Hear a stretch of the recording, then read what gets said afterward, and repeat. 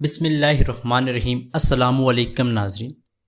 ناظرین، حضرت علی المرتضیٰ رضی اللہ تعالیٰ عنہ کی علمی فراست کا ایمان افروز واقعہ۔ امیر المومنین حضرت سیدنا عمر بن خطاب رضی اللہ تعالیٰ عنہ نے اپنے زمانہ خلافت میں حضرت سیدنا حذیفہ بن یمان سے ملاقات کی تو ان سے فرمایا، اے حذیفہ، تم نے صبح کیسے کی؟ عرض کی، اے امیر المومنین، میں نے اس طرح صبح کی کہ فتنے سے محبت کرتا ہوں اور حق کو ناپسند کرتا ہوں، اور وہ کہتا ہوں جو پیدا نہیں ہوا، اور اس بات کی گواہی دیتا ہوں جسے میں نے دیکھا نہیں، اور بغیر وضو کے صلات پڑھتا ہوں، اور میرے پاس زمین پر ایک ایسی چیز ہے جو اللہ عز و جل کے پاس آسمانوں میں نہیں ہے۔ تو سیدنا عمر بن خطاب رضی اللہ تعالیٰ عنہ اس بات پر شدید غضبناک ہو گئے اور ان کی گرفت کا ارادہ فرمایا، مگر پھر ان کے نبی کریم صلی اللہ علیہ وآلہ وسلم کے ساتھ صحبت یعنی صحابیت کا خیال آیا تو رک گئے۔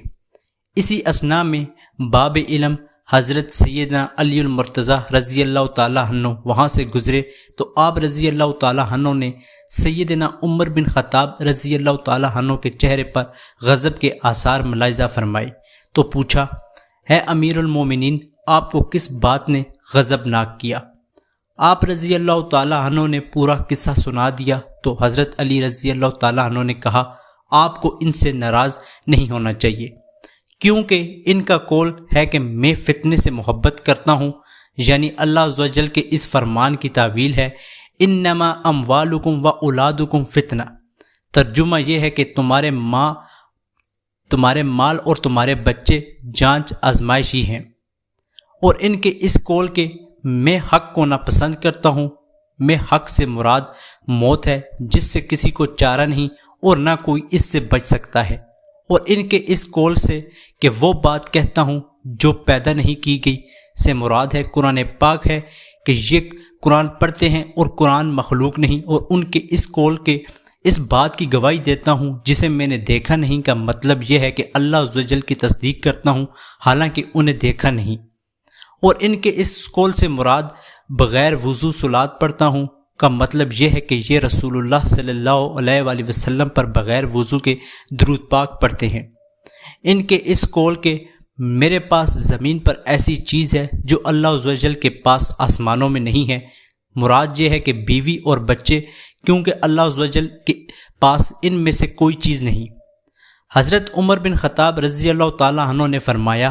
ہے ابو الحسن، اللہ آپ پر رحم فرمائے، اللہ تعالیٰ نے آپ کو کتنی ذہانت سے نوازا ہے، بے شک آپ نے میرا ایک بہت بڑا مسئلہ حل کر دیا۔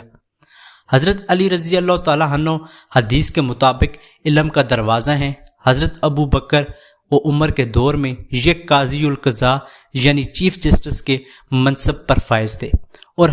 حضرات شیخین اکثر الجھے ہوئے مسائل میں حضرت علی رضی اللہ تعالیٰ عنہ کی طرف رجوع فرمایا کرتے تھے۔ ناظرین، اسی امید کے ساتھ کہ آپ کو ہماری آج کی یہ ویڈیو پسند آئی ہوگی۔ اگر آپ کو ہماری آج کی یہ ویڈیو پسند آئی ہے تو ہمارے چینل کو سبسکرائب کرنا مت بھولیے تاکہ ہماری نئی آنے والی ویڈیوز آپ کو آسانی سے ملتی رہیں۔ ملتے ہیں ایک نئی تاریخی اور معلوماتی ویڈیو کے ساتھ۔ خدا ہم سب کا حامی و ناصر ہو۔ مجھے دیجیے اجازت۔ خدا حافظ۔